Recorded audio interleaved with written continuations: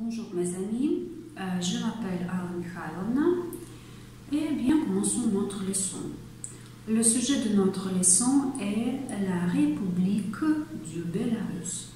Aujourd'hui, nous considérons les questions suivantes. Le Bélarus sur la carte mondiale, la division territoriale du Bélarus, la vie culturelle de notre pays et révisons la grammaire, discours direct et indirect.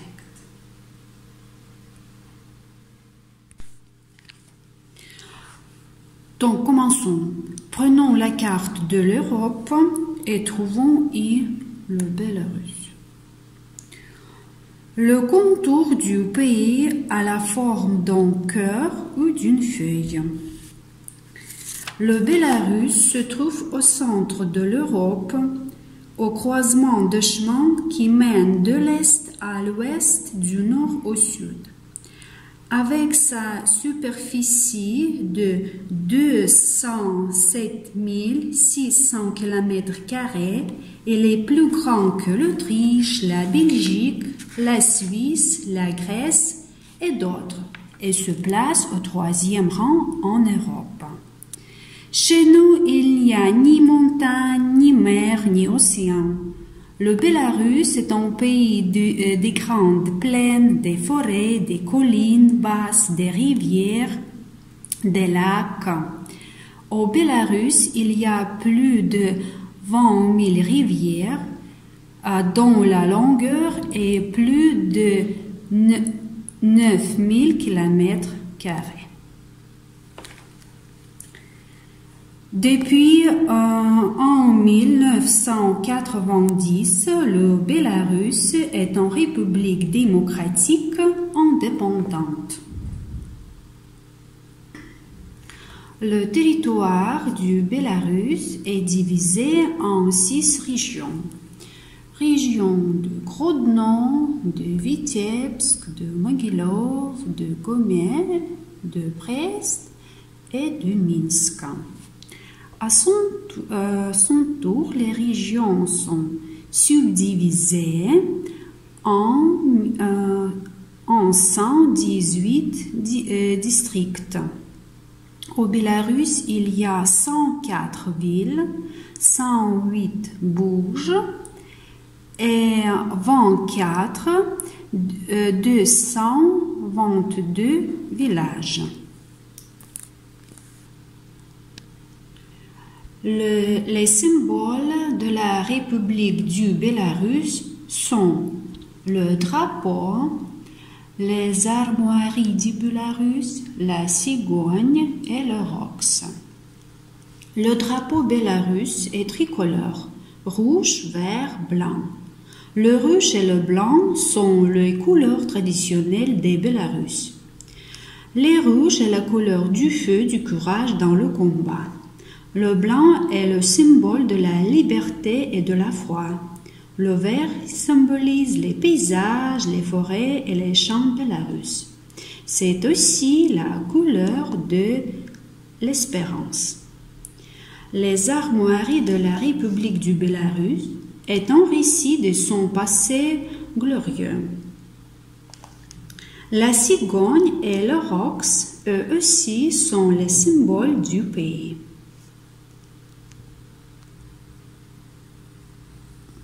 Donc, continuons notre leçon. La question suivante, la vie culturelle de notre pays. Et quand vos amis étrangers sont au Bélarus, vous pouvez leur proposer d'assister et de participer à de nombreuses manifestations culturelles. Et voilà une liste. Par exemple, le Festival international Le Printemps musical à Minsk, le Festival international de la musique pop Bazar Slav à Vitebsk, le Festival international de cinéma Listopad à Minsk, le Festival international de la musique classique de Yuri Bakhmet à Minsk, le Forum international de l'art théâtral, Théâtre à Minsk, le Forum international d'opéra de Noël à Minsk, les soirées du Grand Théâtre du Bélarus, dans le château de Nisvige et au château de Mir.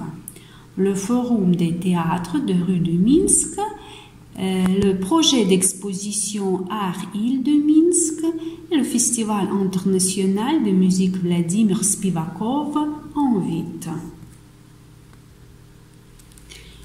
Les fêtes d'État en Bélarus sont établies selon le décret du président de la République de Bélarus.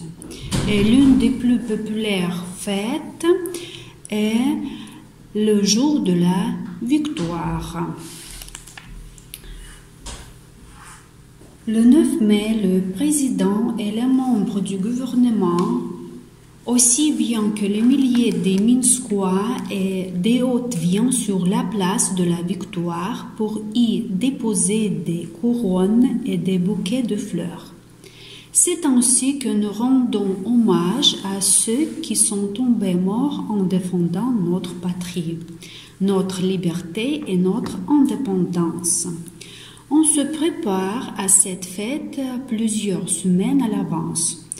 On fait le grand nettoyage des rues, des squares et des parcs. On arrange des parterres de fleurs. On fait la restauration des monuments. On fait un grand travail pour décorer des édifices, des écoles, des universités, des magasins de drapeaux, de slogans, de fleurs.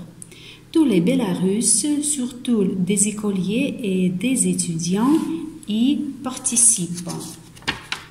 Et pour comprendre mieux ce que est le jour de la victoire pour les Bélarusses, écoutez les informations sur la Seconde Guerre mondiale.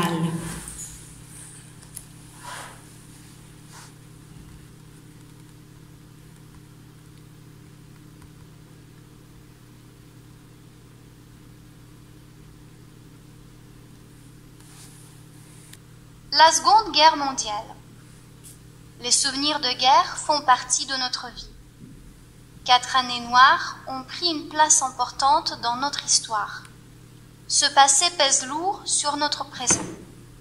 Pendant les terribles journées de l'occupation, les patriotes du pays ne cessèrent pas un instant de se battre contre l'ennemi. La lutte était longue et dure.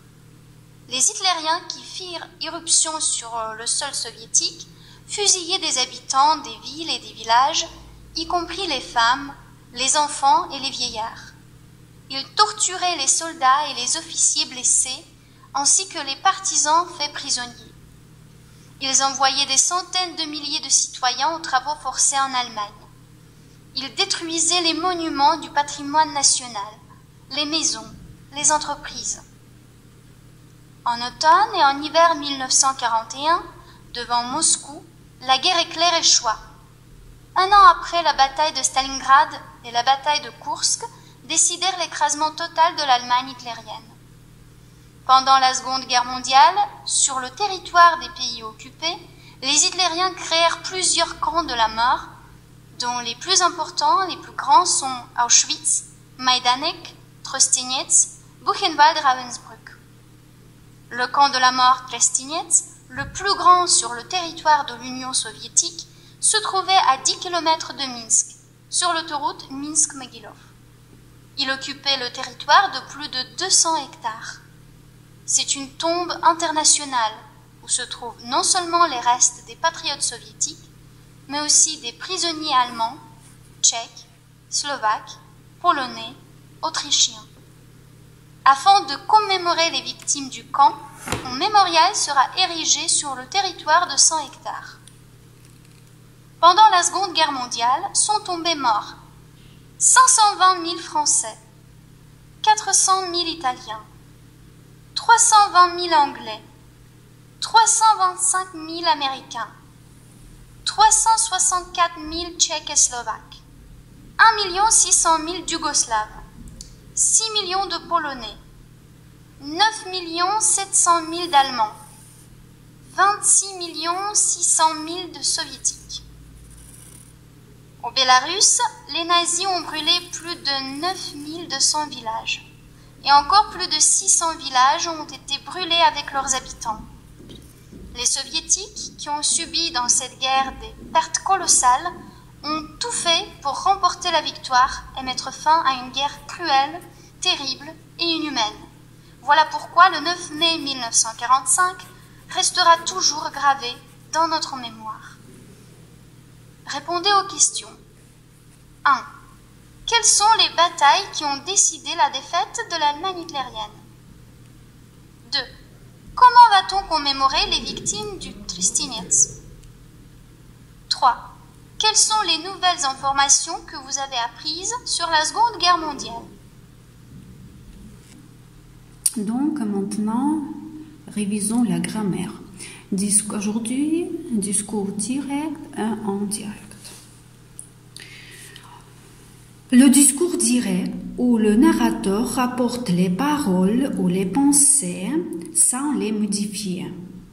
Et le discours indirect où le narrateur rapporte les paroles selon son point de vue, la personne, le lieu, le moment ou l'événement.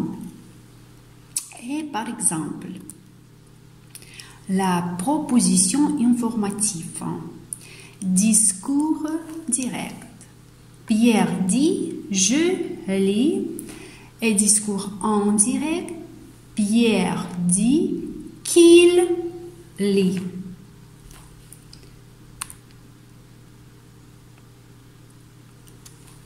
La proposition impérative. Discours direct. Pierre dit « lis ». Discours indirect. Pierre dit de lire. Proposition interrogative. Par exemple, discours direct. Pierre demande « tu lis ?» et discours indirect. Pierre demande « si je lis ?» Pierre demande « que tu lis ?» Pierre demande « ce que je lis ?» Ensuite, Pierre demande « quel livre lis-tu » et discours indirect, Pierre demande « quel livre je lis ?» Maintenant, analysez le tableau concordance de temps dans le discours indirect.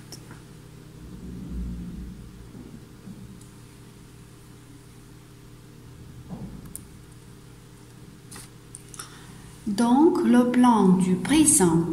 Pierre dit que Marie part. Présent. Pierre dit que Marie est partie. Passé composé. Pierre dit que Marie partira. Futur simple. Le plan du passé. Pierre a dit que Marie partait. Imparfait. Pierre a dit que Marie était partie. Plus que parfait. Pierre a dit que Marie partirait. Futur dans le passé. Dans le discours indirect, les adverbes et les adjectifs changent. Par exemple, plan du présent. Pierre dit que Marie part aujourd'hui. Présent. Pierre dit que Marie est partie hier. Passé composé. Pierre dit que Marie partira demain. Futur simple. Et maintenant, le plan du passé. Pierre a dit que Marie partait ce jour-là. Aujourd'hui, dans le discours indirect, ce jour-là. Pierre a dit que Marie était partie la veille. Pierre a dit que Marie partirait le lendemain. Et donc, analysez le tableau.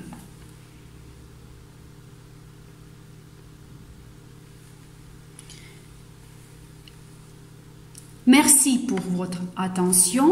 Bonne chance.